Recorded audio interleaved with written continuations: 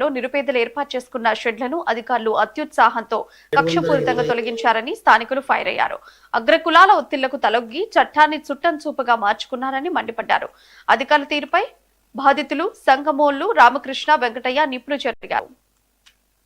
ఒకటి సర్వే నెంబర్లో 16 ఎకరాల 20 గుంటలు భూమి ఉంది అని సర్వే చేసి చెప్పిండు. దాంట్లో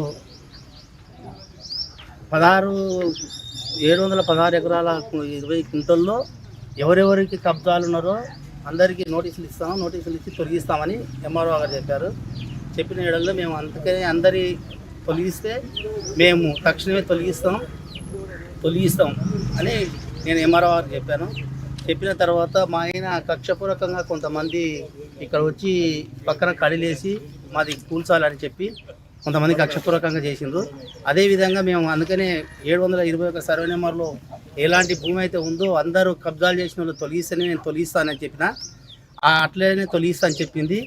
కానీ కక్షపూర్వకంగా వచ్చి నా ఒక్కందే తొలిగింది. ఆమెకు మళ్ళా ఏ విధంగా నాయన కక్ష సాధించాలనుకున్నారు ఈ కొందరు వ్యక్తులు, కొందరు ఈ అధికారులు.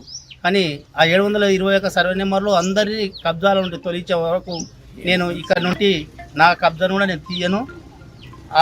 అందుకని నేను నిన్న మా అన్నకు స్ట్రోక్ వచ్చి హాస్పిటల్కి పోతే నేను హాస్పిటల్ పోగా చూసి వచ్చి తొలగించినందుకే నేను మళ్ళీ రాత్రి వచ్చి ఇప్పుడు నా తొలగించింది చూసుకొని నేను ప్రెస్ మీటింగ్ పెట్టి విలేకరుల సమక్షంలో చెప్తున్నా. అందుకనే తక్షణమే ఇంకా 16 ఎకరాల 20 గుంటలున్న కబ్జాలు ఎవరైతే ఉన్నారో వాళ్ళని తొలగించేంత వరకు నేను ఈ భూమిలో నేను కూడా తొలగను. చూస్తూనే ఉండండి న్యూస్ లైన్.